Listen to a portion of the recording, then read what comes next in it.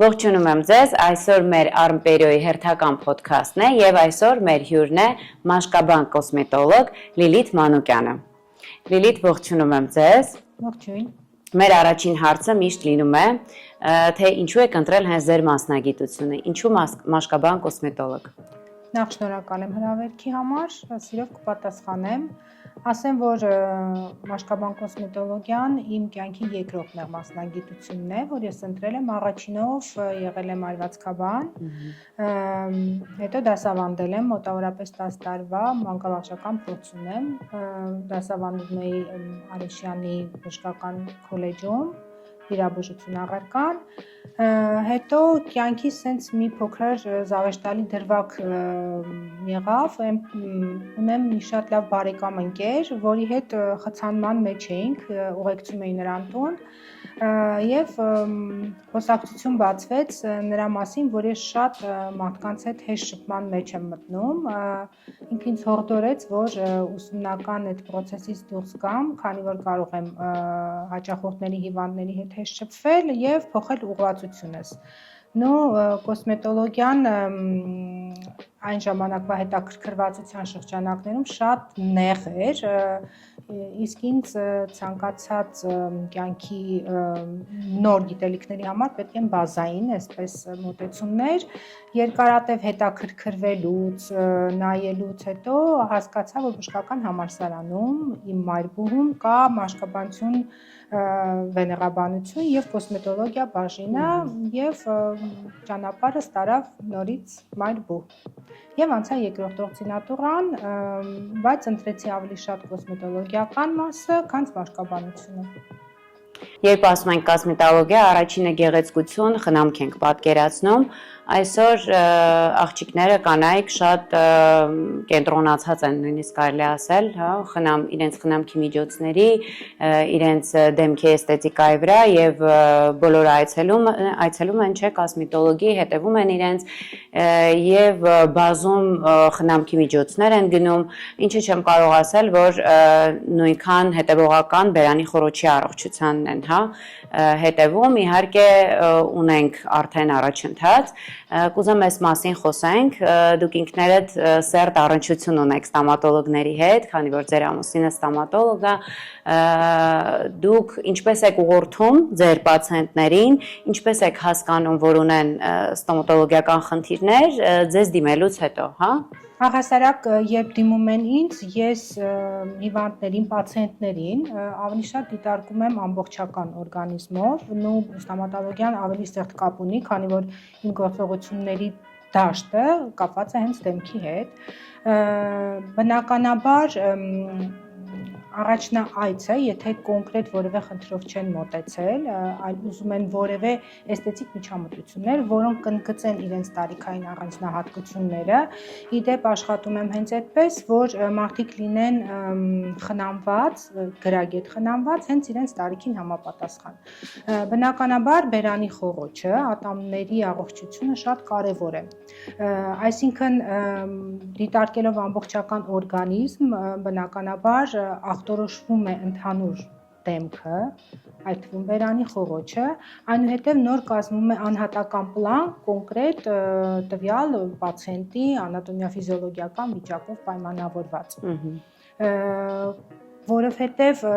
բնականաբար մեր գործողությունների հաջորդականությունը չեն տար ճիշտ էսթետիկա, եթե լինեն ստոմատոլոգիական որևէ խնդիրներ։ Դա պայմանավորված է եւ ատամների դիրքով, եւ կորցրած ատամներով, եւ բոբրոքային process-ներով, որոնք կարող են բերել ենթադրենք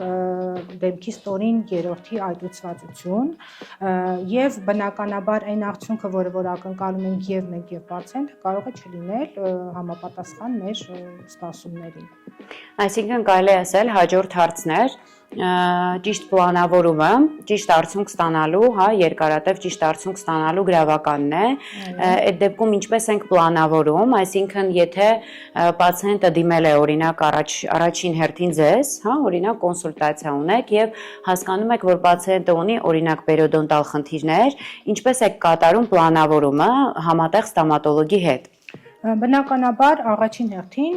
հաշվի ենք առնում առողջական վիճակը, այսինքն սկսում ենք բերանի խոռոչից եւ հենց այդ ատամների եւ լնդերի բորբոքային վիճակներից։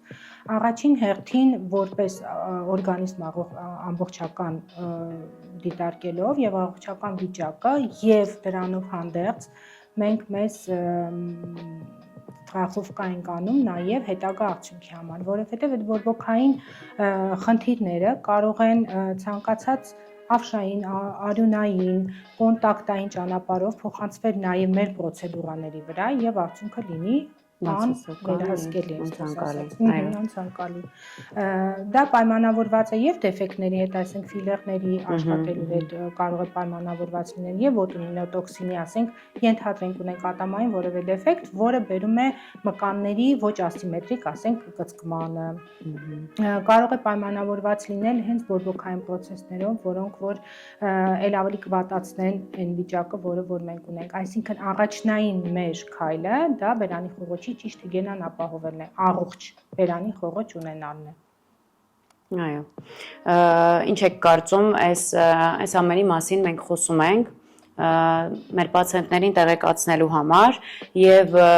կարեւորության մասին, բայց ոչ միշտ է, որ այս ամեն ինչը հաշվի է առնվում։ Ցավոք սրտի ոլորտը, մեր ոլորտը լայն է, սենց մասնագետները տարբեր են, այդ միջդիսցիպլինար մոտեցումը մի քիչ է, որովհետև գուցե մի քիչ կոպիտ կլինի արձագանքս, բայց ամեն մեկը մտածում է իր աշխատանքի մասին, բայց միևնույն ժամանակ հիմա սոցցանցերը այնքան շատ են ողողված ինֆորմացիայով, որ ճիշտ հիվանդները, ճիշտ պացիենտները նախապես կարդում են եւ իրենք են հասկանում, որ մեր ուղղորդումը դեպի ատամնաբուժի դա ընդհանրապես արվում է ի բարօրություն նրանց առողջության համար եւ բնականաբար այն արդյունքի, որը որ ակնկալում են մեզանից, որովհետեւ ավելի լավ այս ընթացքում կորցնես 1-2 հաճախորդ, որոնք քո ասածին ականջալուր չեն լինի, բայց ունենաս լավ արդյունք, Երևանը այնքան փոքր է, որ այդ վատ արդյունքների մասին sense տարածումը շատ է լինում եւ ավելի լավ է դու նախապես գրագետ մոտենաս, որպես բժիշկ, ոչ թե որպես ինյեկցիոնիստ, ոչ թե որպես միայն ներողություն շրթունք լցնող, այլ հասկանաս այդ մարդու խնդիրը, պլանավորես ու էտապային արդեն երկուստ եք աշխատել։ Այո։ Մյուս հարցը ստոմատոլոգների համար կլինի, հաճախ դիմում են պացիենտներ, որոնց արդեն կատարվել է որոշակի կոսմետոլոգիական միջամտություններ, ներարկումներ, բոտուլինոթերապիա, շրթունքների ծավալի մեծացում կամ ինչ որ միջամտություններ կոսմետոլոգիական, եւ պացիենտները հաճախ ուզում են հասկանալ, արդյոք անվտանգ է լինելու հիմա ստոմ միջամտությունը եւ երբ կարելի է կատարել արդեն, հա, օրինակ, եթե կատարվել է շրթունքների ծավալի մեծացում, երբ կարող է արդեն պացիենտը գնալ ստոմատոլոգի մոտ այցի եւ ինչքան է պետք սպասել։ Իդեպ կան միջազգային այսպես պրոտոկոլներ նման դեպքերում աշխատելու, ընդ որում պրոտոկոլները ի սկզբանե խորհուրդ են տրվում սկսել բերանի խոռոչից, ինչպես ես նշեցի, որովհետև նրանք գեղարարական միջամտություններ են, կարող են նաև չլինել, որոնք որ հիվանդի առողջությանը ոչ մի կերպ չեն խոչընդոտում, իսկ ատամների եւ բերանի խոռոչի հետ կապված հատկապես բորբոքային խնդիրները դրանք արդեն առողջությանը վերաբերվող են։ Պրոտոկոլները մեզ այսպեսի ցույցում են տալի, որ բուժում ենք բերանի խոռոչը, որից հետո 2-ից 4, նույնիսկ 6 շաբաթ հետո նոր անցնում են գեղարարական միջամտություններին, դրանք բոտեքսն է, ֆիլերը, թելերի տեղադրումը, մի շարք ապարատային միջամտությունները կան նաև այնպիսիներ, որոնք բացարձակ հակացուցված են։ Այդ իսկ պատճառով ձեր ասածին ես կհակառակեմ, բայց եթե կան, ասենք, շրթունքների ծավալային փոփոխություն, ատամների բուժումը իհարկե բերելու է, որ այդ կոսմետիկ միջամտությունը երկար չի պահպանվելու, այնքան ինչքան որ խորհուրդ է տվել իր կոսմետոլոգը, գուցե ունենանք հետագայում որոշակի բարդություններ, դրա համար հորդորս է, որ սկսենք առաջին հերթին առողջությունից, բնականաբար, հետո նոր անցնենք գեղարարական եւ ընդհանրապես կարծում եմ ոչ ճիշտ, ոչ գեղեցիկ ատամնաշարի վրա ինչքան էլ աշխատես, ինչքան էլ շատ sense գեղեցիկ շուրթեր ստանաս, ենթադրենք, մեկը չի նայվել այնպես, ինչպես որ պետք է, ինչպես որ մենք պատկերացնում ենք։ Նույնը ասենք վերաբերվում է ենթադրենք տոքսինով աշխատելով լնդային ժպիտի վրա, որը շատ կարևոր է, ասենք մարդու ժպիտը իրան դուրս չի գալիս, բայց երբ որ ատամները նորմալ չեն, դու աշխատես լնդային ժպիտի վրա, դա հավասարազոր է, որ քո աշխատանքի 40%-ն ես արդյունավետ տեսնելու, գուցե եւ չհարմարվի տվյալ հաճախորդը, տվյալ հիվանդը այդ վիճակի հետ։ Դու կատարած լինես նորմալ քո աշխատանքը, շատ ճիշտ, բայց չդիտվի, որտեղ ելի եմ կրկնում, առաջնահերթ պետք է առողջությանը հետևել, Բերանի Փողոցի առողջությանը։ Քանի որ խոսեցիք լնդային ժպիտից, հաջորդ հարցս կուզեմ հենց այդ մասով լինի, կրկին անգամ ինչպես պլանավորել, եթե պացիենտը ունի լնդային ժպիտ, պերիոդոնտոլոգը եւ կոսմետոլոգը ինչպես պետք է պլանավորեն այդ պացիենտի բուժումը, հա, ավելի շատ լնդային ժպիտը ուղղված է էսթետիկ տեսքի վերականգնմանը, ինչպես ենք սահմանը հասկանում, երբ պետք է աշխատի պերիոդոնտոլոգը եւ պետք է աշխատի կոսմետոլոգը կամ համատեղ։ Էլի եմ կրկնում, աշխատելու ենք համատեղ, բայց ի սկզբանե ինձ թվում է ատամների առողջությունն ու գեղեցկությունը պետք է լինի, ապահովված լինի, նոր աշխատենք վերին շրթունքի վերև կամ դիրքի հետ։ Բնականաբար էլի խոսքս ուղղում եմ, որ առաջնահերթ սկսում է ստոմատոլոգը։ Եվ բացի այդ, կան որոշակի հիվանդագին վիճակներ, որոնց դեպքում բացարձակ հակացուցված է կոսմետոլոգի աշխատանքը, բորբոքային խնդիրներ, որոնք կարող են էլ ավելի վատթարացնել, ենթադրենք թելերի օգտագործումը, հավշային անոթային ճանապարհով ինֆեկցիայի տարածումը, որոշակի նույնիսկ պիլինգներ, միջին պիլինգներ, որոնք չի կարելի անել, տաքացնող որևէ լազերային պրոցեդուրաներ, գերտաքացնող, որոնք որ բերում են բորբոքային վիճակի տարածման շրջակա առողջացվածքների վրա, պերիոսի վրա արդեն կարող է լինել, այդ հակացությունները, էլի եմ կրկնում, բացարձակ են, կան նաև հարաբերական հակացություններ, բայց միևնույն ժամանակ պետք է անդադ երկու մասնագետ իրար հետ փոխկապակցված աշխատեն բնական եւ գեղեցիկ արդյունք ստանալու համար։ Այսինքն կարող ենք վստահորեն ասել, որ անամնեստիկ տվյալներ հավաքագրելիս պետք է բժիշկ կոսմետոլոգը միանշանակ մանրամասն հետազոտի, հա, պացիենտին արդյոք ունի ատամնաշարի հետ կապված կամ լնդային խնդիրներ, թե ոչ։ Բնականաբար միանշանակ եւ երբ որ գարս են ենթադրենք որևէ շրթունքի ձևով արդեն հեռախոսի մեջ այդ նկարը պահած, ու դու նայում ես, որ այնտեղ ծնոտների խնդիր կա, դու բնականաբար չես ստանալու այն ինչ որ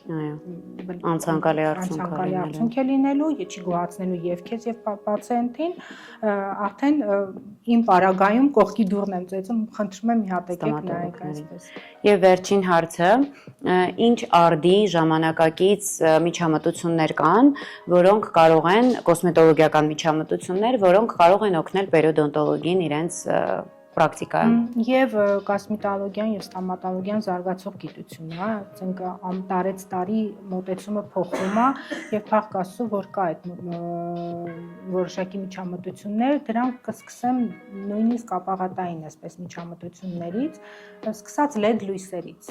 կապույտ հակաբակտերիալ, կարմիր հակաբորբոքային լույսերի օգտագործումը, որոնք կամրապնդեն ատամնաբուժի արած գործունեությունը եւ լավացումը ավելի կպոտենցիան, պլազմայի PRP-ի օգտագործումը շատ մեծ տարածում ունի նաև ստոմատոլոգների շրջանում, լնդերի բուժման մեջ նաև, իմպլանտների տեղադրման մեջ, կոլագենող խթանիչների օգտագործումը, բիորևիտալիզացիաները Բերանի Խողոցի եւ իհարկե բոտուլինոտոքսինը, որ դեռևս շատ քիչ է նրա ազդեցությունը եւ էսթետիկ առումով եւ բրուքսիզմի ենթադրենք բուժման առումով բոտուլինոտոքսինը դեռ իր անելիքը կասի հետագայում այս ամբողջ արսենալը եւ փոխկապակցված աշխատանքը կբերեն այն արդյունքի կարճ ժամանակահատվածում լավ արդյունքի եւ պահպանողական էֆեկտի այսպես։ Շատ շնորհակալ եմ հագեցած եւ կարեւոր ինֆորմատիվ զրույցի համար։ Ես եմ շնորհակալ։ Մենք կարող ենք դեռ երկար զրուցել։ Շատ շնորհակալ եմ եւ մի քանի բլից հարցեր ունեմ ձեզ համար։ Պատասխանելու եք արագ։ Փոխկապակցված հարցեր են։ Ինչն է ավելի արագ ծերացնում, արևը թե ստրեսը։ Երկուսն էլ։ Մեկը պետք է ընտրեք։ Ստրեսը։ Ստրեսը։ Մաշկի համար ավելի վատ է թերիքունը թե ծխախոտը։ Ծխախոտը։ Կոլագենը միֆ թե իրականություն։ Իհարկե իրականություն։ Ձեր պարտադիր խնամքը ստոմատոլոգի մոտից դուրս գալուց հետո։ Բերանի փողոցի թե մաշկի։ Մաշկի։ Իմ մոտ պարտադիր խնամքը ոչ մի մասնագետի դուրս գալուց հետո չի փոխվում, դա ամենօրյա տնային խնամքն է։ Դեմքի խոնավեցնո։ Ճիշտ լվացում։ Շուրթերի, կարծում եմ ստոմատոլոգից հետո շուրթերի խոնավեցումն է երևի։ Ոչ միայն, նաև շուրթերի եւ դեմքի։ Ես դեմքի ոչ մի հատված չեմ տարանջատում, գուցե ստոմատոլոգից հետո բերանի շուրջ խնամքը։ Ֆիլերն ու լինդը ընկերներ են թե թշնամի հարևաններ։ Չափի մեջ հարևաններ։ Ինչն է կնոջը գեղեցկացնում, եթե դեկորատիվ կոսմետիկան հանենք։ Խնամված տեսքը։ Շնորհակալ եմ։ Ես շնորհակալ եմ։